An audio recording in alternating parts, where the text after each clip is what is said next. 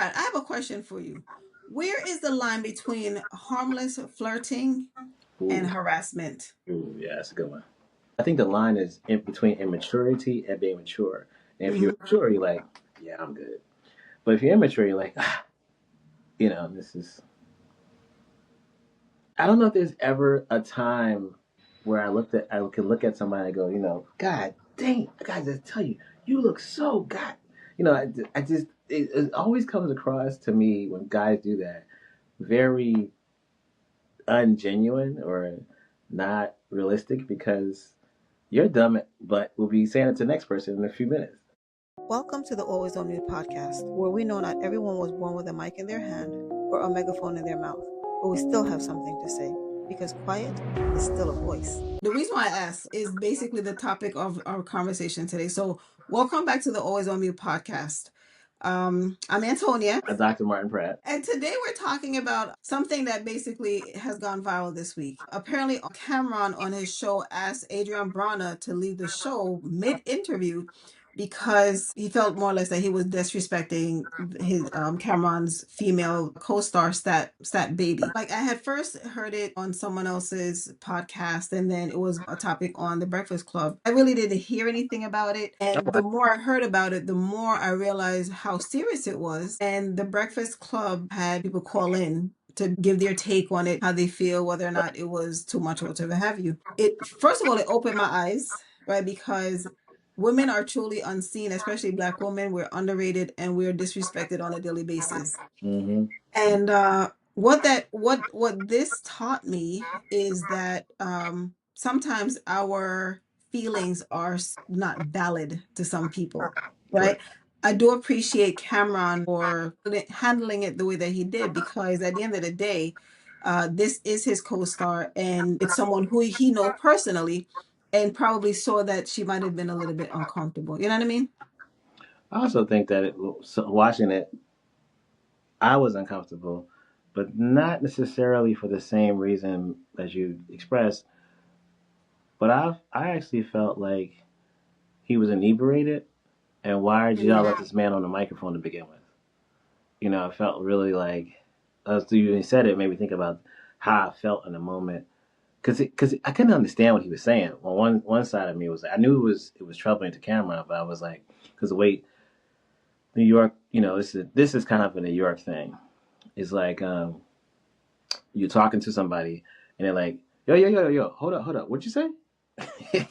Hmm. That is very New York. we, we, where's somebody? Hold up, run it back. Yeah. And so that that's if you're in the surrounding area and somebody says you hear those words, you're like, start to move. Let me get out the frame. You start like, let me get out the shot zone, because it can go any which way. So Yeah. he had that energy. He was like, my man, my man, my man. I was like, wait, what did he say? So I had to re-listen to what he was saying, and again, he sounded, it was almost like it wasn't gibberish, but it was slight. It made sense to him, but maybe not to the rest of us. Hmm. And she was laughing, as you said, or maybe you didn't say, but it just didn't.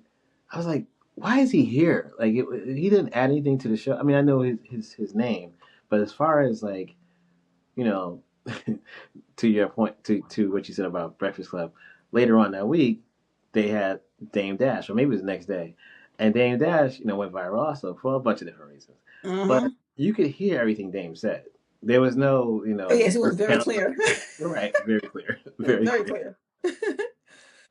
So after he removed him from the show, while he's removing him, he's saying, you can wait for us downstairs, so you just gotta leave out the studio, in this floor. Hmm. Initially, he said he could wait on.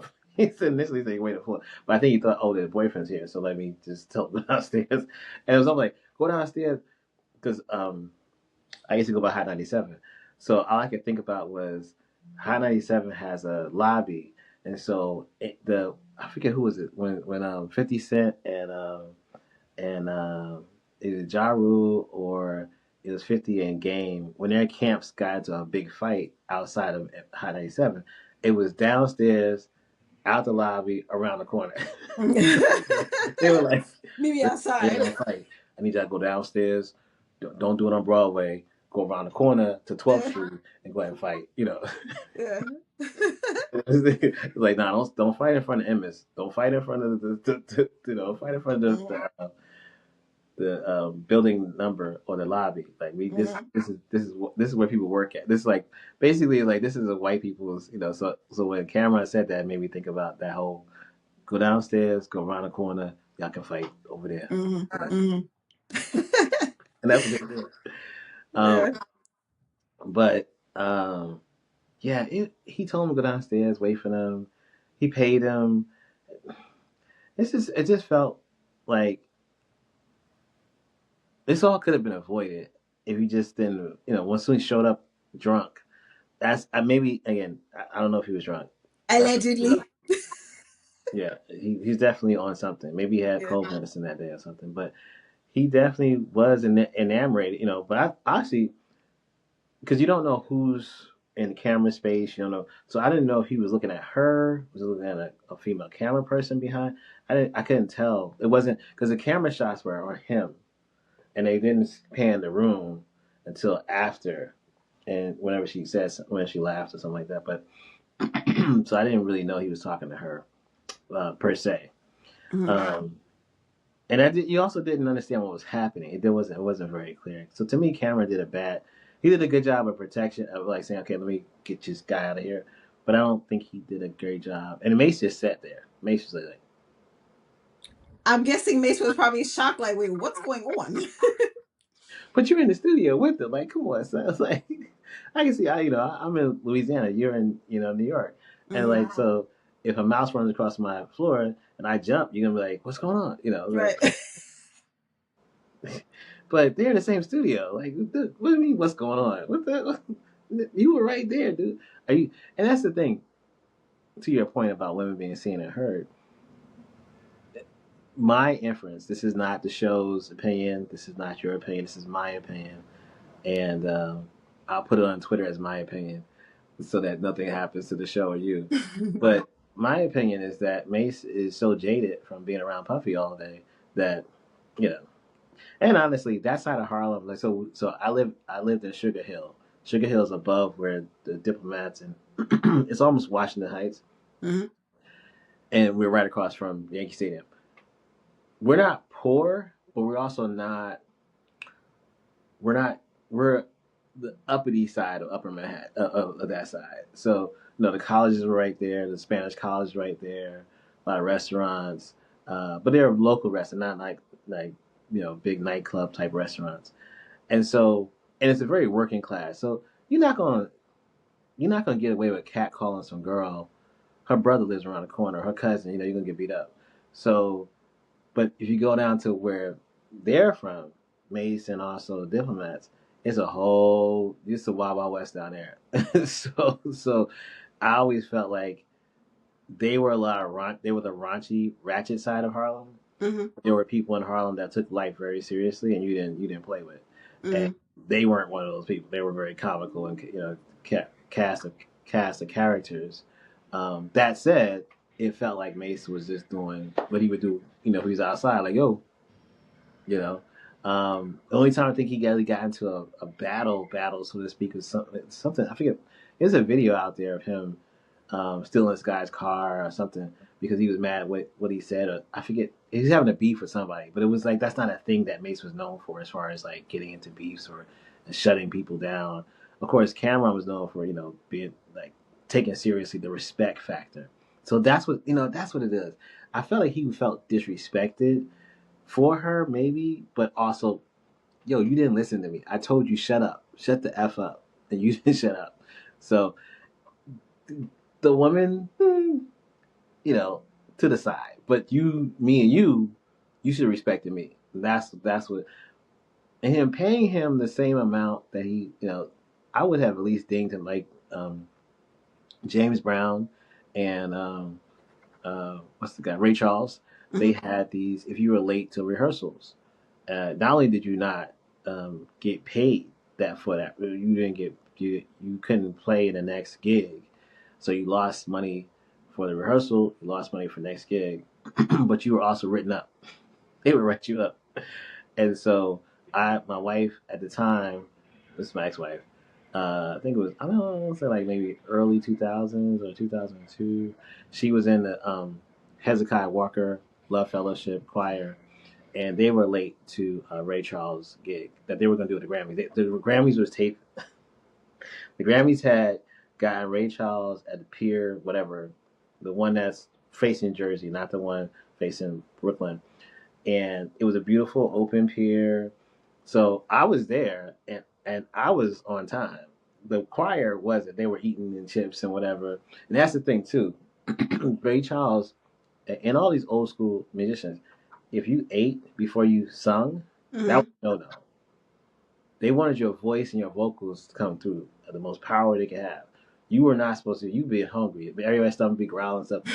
So the new kids, new choirs and stuff, the gospel people, they weren't like that. They would, chip out and eat hamburgers before performances. Anyway, Ray Charles could hear all that, so they got to the they got settled. They got information, and he said, "You're fired." And they were like, "What? You're fired. You were late here. You were 5 minutes late to rehearsal. And you came in eating chips and soda and all that." And he's like, "Sorry, Chris, get the f out of here. Get out of here." So I was just giggling. Wife was like, "You gotta leave too." I was like, "I don't know.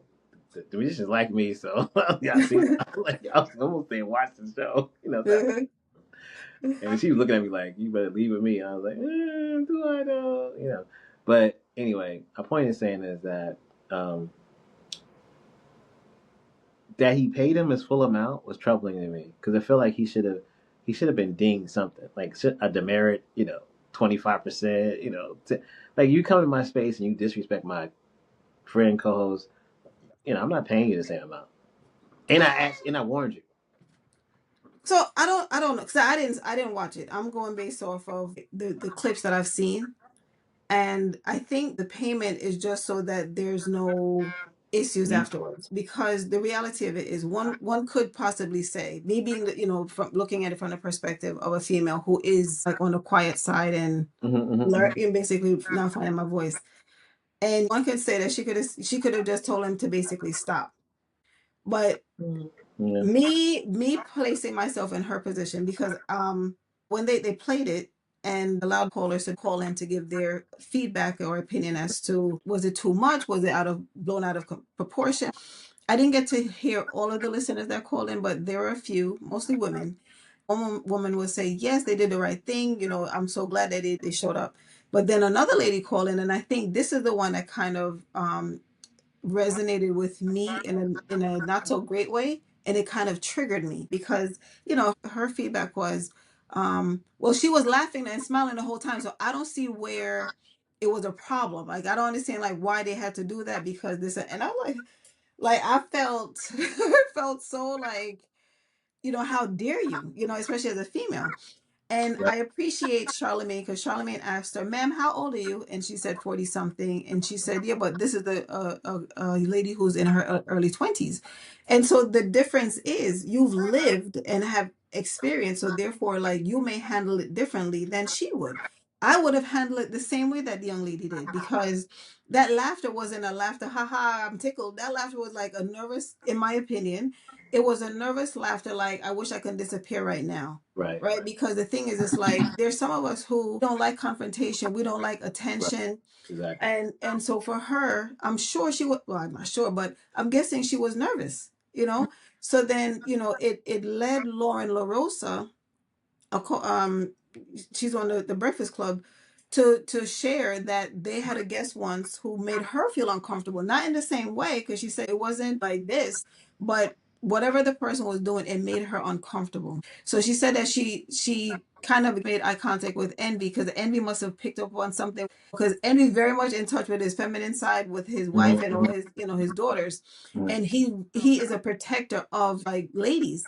Not that Charlemagne isn't, but she said she chose to basically reach out to Envy because she knew that Envy would react in a different way than Charlemagne, because she said, Charlemagne, you're always joking, right? And so she must have sent a message to Envy, and Envy was able to react and, I guess like divert the conversation so that she Right. was, like protected. But, it's just crazy to see how differently people can interpret a situation. And it's crazy that in this day and age, women are still being treated the way that we were treated back in the 90s. You know what I'm Right. saying? Like, and the reality of it is, especially with everyone, getting sued or being promised to sue, to get sued today because of you looked at me in a funny way or you brushed against me or whatever. You know what I'm saying? So you would think that people would just be on their best behavior, especially like if you're on camera so that people can see how you are. Because when I heard it, like I didn't watch the full episode. I only saw the clips. And like when I heard him, because to your point, I'm not certain, I don't know like whether or not he was inebriated or just tired, I don't know, but I just heard him saying, man, you so beautiful, I didn't realize. And even though they were trying to have like the interview, it kept going back to this thing here. So, I mean, I literally would have done the same thing that lady was doing. I would have tried to laugh it off and just try to figure out how to hurry this Right. conversation along without bringing attention to myself. Right. Because, going back to, what you were saying before about the catcalling, it is very uncomfortable. And even though I'm a walker, I try to walk, I try to walk paths, where there aren't a lot of people, right? So therefore, like I like to walk on the streets. I don't do the gym. If I'm walking someplace and I see a group of people, I will go a different route. Mm-hmm. Yeah, because it is uncomfortable because sometimes you don't know what the reaction is going to be because sometimes people can't take rejection. And so therefore, my no could be misinterpreted as, whatever, right? Right. And then it turns into like a big argument and, it just does not end well, you know? Do you choose your outfits to be less attractive? No, Okay. because the thing is, right? So, um, I was raised to have like different type of outfits for different type of Yeah. events, right? So I have my work attire with my lovely legs showing with my high heels on. And then in the summertime, like I enjoy wearing my shorts, so when I go for my walks, I'm wearing like walking shorts or running shorts, right? So it's just, shorts. So I don't because the thing is, it's like I feel like there are times back in the day and probably now too, where people will say, well, what were you wearing? And it's because you had on this or that and the other. And my thing is people should be able to wear what they choose, right? Because when I think about it, if the situation was reversed and it was a man being, flirted Yeah. with a, you know what I'm saying? Like how, and especially if it was like overly, Yeah. you know what I'm saying? Like Yeah. I think no. that's coming though. I think that women are going to be doing that to men soon. I it's it made me think about what she was wearing. So that's what I just thought about that. But she Uh, was sitting, right? Because if it was an interview, she'd be right. sitting, so he wouldn't She was see her sitting, outfit. but she didn't have cleavage out. So one thing I've noticed recently is like on LinkedIn actually, is that more women are doing videos with their cleavage out, and Oh, not you me. I I mean, got and it's, but what it kind of feels like, I feel like the dumb Negroes or dumb people are getting caught in a trap. It's like, yeah, I'm tall and I have a long neckline and I am doing this business video with my cleavage. I dare you to say something. no, So, but you know what? Though? I just feel like so I'm I, sorry. as a female, my cleavage isn't out because I don't have big tatas. So you know, but I feel like we're supposed to be able to wear what we feel good in, like what we think looks good, and so therefore, even if I'm half naked, that's not an invitation for you to come and violate Or my comment, space, or huh? comment. Or Yeah, comment. yeah, Because the thing is, it's like for me, like in the workspace, I've always been a professional. When America decided to go casual or semi-casual, I was still very formal. And when we were in the office 5 days, I would wear jeans on Friday. Every other day, I'm basically dressed. And I never, even if somebody's telling me, "Oh, I like your fedora," I didn't like it. Like for some reason, I don't know how to receive compliments. I'm learning how to receive it now because it always made me feel uncomfortable because I always felt like, "Well, what do you mean? yeah. Like, Why are what? you staring that hard at my hat? Yes, like why do you even see my hat? Why do you even see me?" You know what I'm saying? And Yeah. so, I don't think that even if she had on, short shorts with her legs showing and, Yeah. No. I don't think that any of that, He was just talking about this, and right, because she was and sitting. now as you said it over and over again, I was like, I'm trying to remember that the camera panned to her, and her skin was glowing. I think she was popping that day, but I don't like that's the whole thing. I don't really look at her. It's like you said, she's a kid, and I never noticed, and I think nice is not excusing his behavior at all. I think also where I'm getting, how when you see people on camera, they're one way. When you see them in person, completely different. Hmm. It's usually not for the better. So when somebody looks better than he did on camera, you're like, whoa, it's like, so I've interviewed a lot of people on red carpets, and that's been my reaction. I'm not going to mention any names, but I was like, dang, she actually looks way better in person than she does on camera. The camera does not do her justice at all. Hmm. But it's never been a thing where you're like, God damn, it's just like it's so he couldn't control himself at all. He just had no self control, and that's probably a pattern. That's probably not the first time, and you hope that my thought process in my head just now was like, I hope that he was able to, my first instinct is that he probably because he's in the public space a lot has learned to control himself, not verbally, but physically. That's my hope. Because I don't think he had a lot of allegations against him that I can remember. Hmm. But the concept is that athletes in general are just not self control guys, people. So So, I wonder, sorry for cutting you off though. Because the mm-hmm, thought just popped into my head. mm-hmm. What if she was the type who had a voice and responded to him? Oh yeah. You know what I'm saying? But and then, Yeah, so then, that would have been that would have took a whole another turn. Now that's correct. the question. But see, okay, I think the thing would be if Cameron hadn't said anything. Let's say Cameron hadn't said anything. She took the mantle up, did say something, told him to shut him down, and then he was like, "Yeah, but I just want to say again, I don't really understand." And it would probably go like this: "I don't really understand why I can't say how goddamn sexy and fucking." So I honestly don't think that's how the conversation would have gone though. I feel like if she had said, yo, da da da da, he would have basically met her with that same energy, like, wow. You know what I'm saying? Like it would be like, Yeah, so her energy would have basically turned from professional to hood. And then he would be, you know what I'm saying? Because it's just maybe. energy I meeting think he was. energy. I think even with Cameron, he was shocked that he was telling him to just control himself. I think In a very soft way. Like Cameron wasn't right, even, Cameron was very professional about it, like, right. and very soft, like It felt like that. He is not the first time somebody told him to get control of himself, though. That's what it felt like. It was familiar. Like, oh, mm, I do. Oh, I'm doing it. I'm doing it again. Like almost like the guy from Did I Do That? I can't think of Urkel. It was like Urkel. it was very Urkel. It's like, oh, is that me again?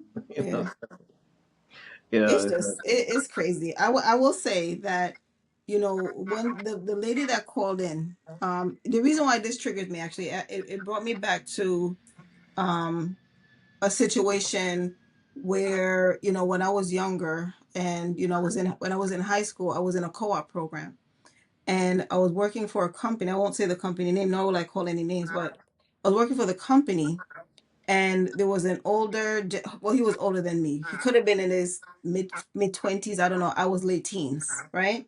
And he would say things to me that at the time I didn't realize it was inappropriate, right?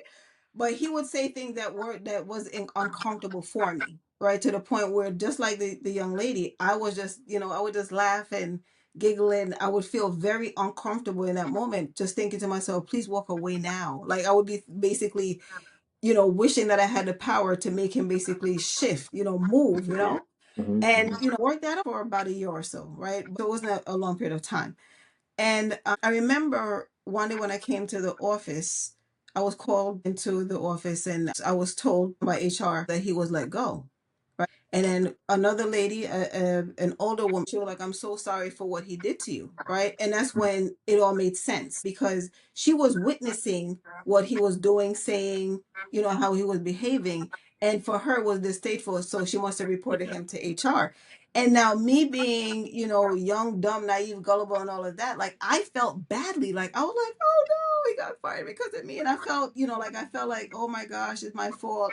And, I could appreciate why there's some women who, present company included, didn't speak up when certain things happened to them when they were children, right? Because then you're led to feel, well, not that they made me feel bad about it, but I did feel bad, Yeah. that he lost his job. Because in my But you mind, gotta oh, it trust. wasn't that serious. Right. Yeah, but it was that serious because the reality Correct. of it is his behavior could have caused that company to be. I mean, back then we weren't, people weren't suing the way that they're suing now, but he is a liability because Yeah. then he could have done it to someone else who would have basically been, sued. And So probably so wasn't the this is, first time. It probably definitely wasn't the first time. So. I don't even know. All I know is that, when the lady called in and she said, oh, well, she was laughing and smiling. So I don't think, she was taking it was bad or whatever. And I'm like, it was bad.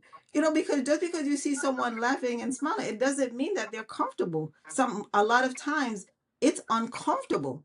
And she's And young we could all see, we could, it's like that whole concept that it's on you who's going through it to make the to defend yourself. making the plan. You're right, right. Versus like we all can see, we can hear and see what's happening, so Hmm. we don't bear any responsibility seriously. You know, Right. yeah. This is, yeah. That was. I'm happy it happened the way it happened. I wish that Cameron had addressed it a little bit better.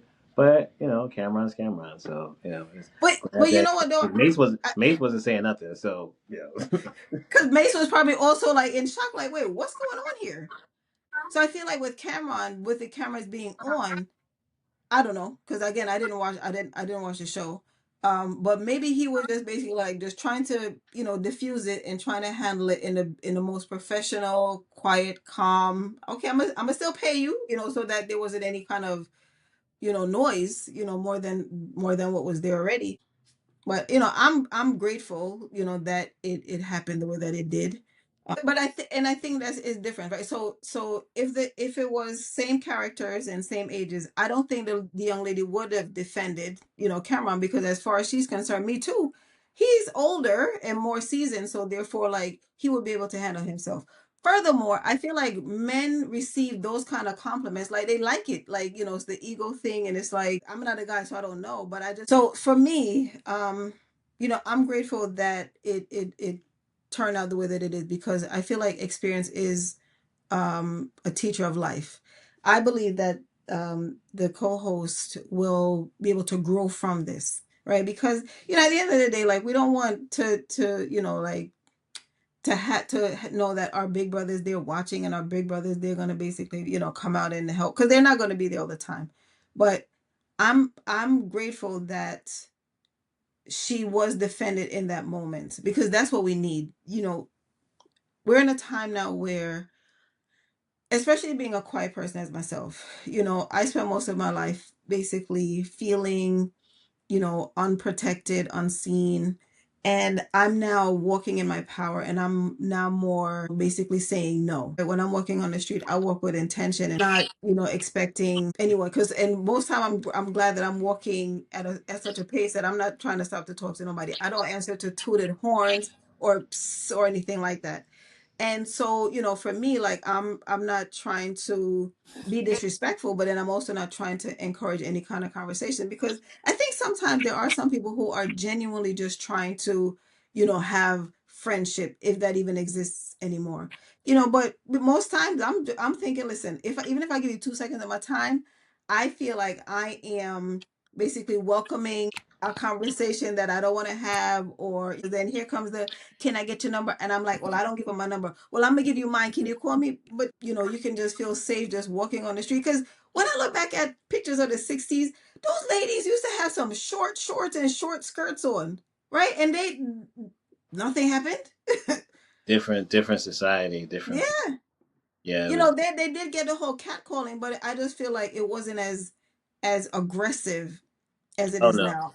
Yeah, It wasn't as aggressive because nowadays, like you can get slapped if you tell somebody no, and it's like, oh, watch your ego, please. yeah. That's sad. That's very very sad. Back in the Yeah. day, though, it was typically the construction guy, and one of the two, maybe a lecturist, leech type of person. Hmm. I remember watching one time.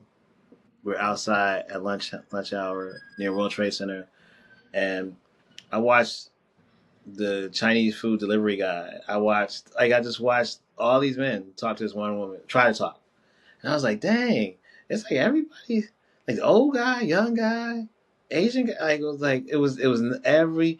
I was like, that's when it really hit me what it was like to be a woman in New York. Just going through the gauntlet. You know, if you're walking down the street, it's like a gauntlet, Mm-hmm. and it's just ridiculous. And other thing too, the bodega situation, where at least in my neighborhoods where I lived at, I always felt uncomfortable when the Arabs would try to talk to, or Yemens, I guess, would try to talk to these little girls. It was like, Mm-hmm. when I say little girls, I mean teenagers. It was just like, it's just weird. Weird. Yeah. It's like it's really weird behavior. And I'm hoping to see the day when, similar to what happened, like with this situation, because it I'm sure that happens all the time, but I feel like this is probably the first time that it's caught on camera like this, because nowadays, like, everything is going viral because everybody's basically on social media and everybody's basically hoping for that right clip so they can be the first ones to post it so that it can make its way around the world. But I'm hoping for the day when it's the norm, when, even if it's a stranger, seeing a woman being not necessarily physically attacked, but treated in a way that they can see is uncomfortable, and basically help her out. You know Right. what I'm saying? Because I don't know, like, oh child, this world, this world. For me, like, when I'm walking on the street, and again, if I see people, I don't care if I know them or not, I'm crossing the street, right? So, because I'm very much, I try to be very much in tune with my surroundings. So I can be looking at my phone, but I've already scoped out to see what's what, and so I don't make it obvious. Like, so I could just say, oh wait, I'm supposed to be going that way. Like, I've played off to so that they don't realize that I'm trying to avoid them. Yeah. And in all fairness, it's not they're not all like that. But me being an introvert, I don't generally like to be seen anyway. You Right. know what I'm saying? And so, yeah. Well, this was a good topic. If my phone didn't die, I was gonna say, I was gonna say that it's the uncomfortability of unwanted attention is something that I think a good friend or a good person that is in your corner can sense almost immediately, Hmm. and then they usually do something to block that, which is what Cameron did. Pretty Hmm. much remove the situation completely, Yeah, which is yeah. I mean, I think that the name of the game is setting boundaries. And this is a teaching moment, so, because it takes one to basically go viral, and then we hopefully we learn from it, and it could be repeated. I just feel like in this case, Cameron was able to step up for her, and it's because he knows her, like, he knows her character, and he probably saw that she might have been a little bit uncomfortable, because there's signs, like, you can just look at right. somebody when they start to fidget, and like Yeah, so that's you can tell, like, you can tell that, like, it's not, they're not having a happy time. So, um I my takeaway from this, and my advice is to basically, ladies, especially you quiet ones, protect your boundary, protect your peace, and speak up when you need to. Because the reality of it is, you are your own advocate. Sometimes somebody might be there to rescue you, but it's not going to be all the time. Because correct. I think that there are ways to prevent certain things from escalating. And it's to not, for me, the way that I do it is basically, I just don't have conversations. How was your day? Fine, thank you. And I go about my business. I'm not going to do the whole, oh, how was your weekend? And basically go down this rabbit hole. And can I get your number? No. Right. Because then I feel like men, So what if don't like something, rejection. something right? And totally 100%. Something that came to me when you said that, like, say somebody else saw you in one of you said what you say your popping business outfits that you have posted on social media, and the interview started off, you thinking of come asking you to come on and talk about the book and the introverted community, and then is it, oh yeah, author of the book, da da da da. Can't wait to jump into that. But before we get there, So as soon as somebody says before we get there, that's always a yellow flag. And then they go, I saw you at your job. You did this one video where you walked back, you had that red skirt on. You was looking good, No, sis. What's up? What's going on? no. And I'm just giving an example So because so I so think that so does come up. exactly what I just did, where I laughed, like, because the reality is, right? We laugh Hmm. because we don't know what to say. You know what I'm Right, saying? And I'm right, I'll even go one further. So what, I don't wear heels on the street, because after 911 I decide I'm going to walk. I'm going to wear my flats or sneakers and walk with my high heels, right? So when I get to the office, I usually change out of my flats into my heels. And there's one day I went to the lobby. Went upstairs and basically, got dressed. Well, put my shoes on, and I went to the lobby and I didn't feel like putting my flats on. And so the security lady saw me. So she was like, girl, your legs. And she was making this big thing about, you have lovely legs, whatever have you. And it's different when it's coming from a female because it's a compliment. right. You know what I'm saying? You're not led to feel uncomfortable. Now, There's if it no was a man, invested interest beyond the compliment yes, to just let you know. yes. Now, I got if switch it, right? And it would be like a guy would be like, "Ooh, your legs," because it's not just the words, it's the eyes and it's the motion. Because and it's you. like, Yeah. and then you It's, feel a little bit like, it's not just your legs. Right, right, right. right. So I don't know. We live in a world that like is double standard. We live in a world Well, where, I think I was going to say, sorry to interrupt you. I was just going to say, well, one of the things I always tell women if they're in a comfortable situation and how to switch the topic, being able to switch the topic quickly to, um, and it's off-putting to a lot of people to do this, but it's like, well, I noticed you don't post much picture of your chest or your legs. I know you wear shorts. How come you got a picture? And then the person's like, well, I yeah, got knock knees. I got yeah. so I just throw it back on them. Throw it right That's back on good. them. Like, That's you good. know, I actually like that. That's rich. I went through your social media too. I ain't seen no belly Right. shots. No, Right.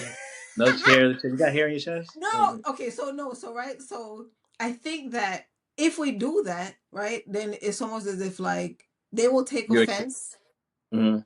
right? Because I think sometimes it's all in what's said and how it's said. But even if you say Right. it It's in definitely a how. way that it is, it's if you say it in a joking way, then they can take offense to it, and it will go left. You know what I'm saying? Mhm. Oh, you all B, you ugly anyway, blah blah blah blah blah blah. And I Right. think it's just like, but I Or like I it's like that awkward. It's though. very awkward, especially if you're doing a live interview or doing a live call-in show or what have you. Somebody flirts you on air, which is what she was been happening. She was being on Mhm. air. Somebody's flirting with her on air. um, I'm not saying she should do this. I'm saying like generally, if you're the interviewee and the interviewer is making you uncomfortable, definitely flip it back on them in a non-threatening way. That's like, oh, I'm gonna take you to FCC, or you wouldn't treat Oprah this way, would you? Like, okay, maybe he would. That's where men, that's what unfortunately when men are at. I remember the shift this one year, almost. I think it was 20. I thought I would never forget, but I did forget. I think it's '07. And Mhm. this guy said something. It was on a train, and he said something to some other guy. And the guy was like, "Well, shoot, if my mama looked like that, or my sister looked like that, I would say." And I was like, "That's where we're going." That's crazy. That's. So I asked a bunch of guys that year, like, "Would you say that?" They, nah, man, I didn't say that. Hmm. But a lot did say this. I understand the sentiment, so I knew we were going to a whole nother level under when they said that, because I was like, "Dang, you couldn't." The respect you might have for um, a woman, it should start at home. Hmm. But these knuckleheads, were raised in such a way. I almost want to say some of the stuff we learned in home economics and even in civics classes, which they don't teach, home economics, civics anymore. I think it helped. I think that it didn't. I know a lot of people feel like, oh, that wasn't nothing that we really needed, but I think that just being civil, to be civil, to keep your own damn thoughts in your head, like that part, just it's not taught. The self control is not taught at all. But Hmm. just being, you gotta say everything come out your, in your head to come out your mouth. But we're at that. low level. Now I think that men are starting to, at least the men I'm around or men I hear and talk to, they're starting to be like, yo, um, I need to be treated with respect, which I have never heard men say. So they're treating women with respect, but feel like disrespected, not that it's not being reciprocated. Mhm. And so it'll be interesting to see where we go next 5 years, 4 years. So, Yes. so as you started to say something a little while ago, I was wondering, right? Because when you were saying how to respond back, the question is, as a quiet person, how you respond back. You know what I'm saying? Because the reality of it is, It's we don't even like to talk to begin with. right. And there's always a saying, it's the quiet ones you gotta watch. so Yeah. so I expect the quiet ones to come with daggers. That's what I expect. I expect the So, quiet but one no, because what happens is if you decide to interview a person giving an interview, you decide to come for a quiet person. It's almost like lawyers say, never ask a question that you don't know the answer to. correct. You might But not. It's not going. In my experience, it doesn't end well. That's why I like having questions that I give the person I'm asking it questions to. I give them my mhm, questions mhm. because I'm not trying to open that door. I don't know what door is. I don't know how to recover from that. And I'm one of those people like, really? Oh, wow. So you want to interview? It's it's just like So, and I think a lot of people think that they're interviewers, but they're really not.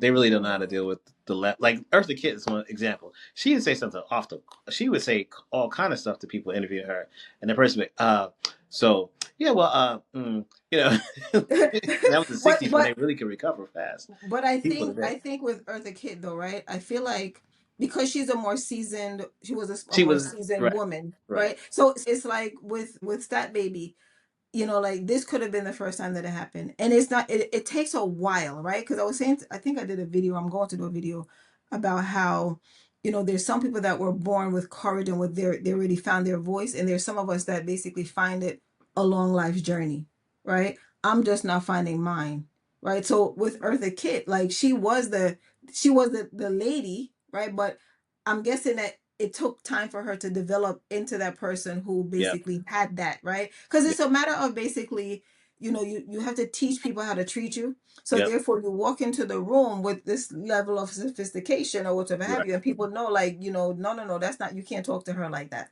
type thing. You know what I'm saying? But Mm-hmm. so I think it's a learned behavior. Um, but I mean, teaching lesson. I do believe that this was a teaching lesson. Yeah. On that note, before my second phone dies, because I didn't charge that.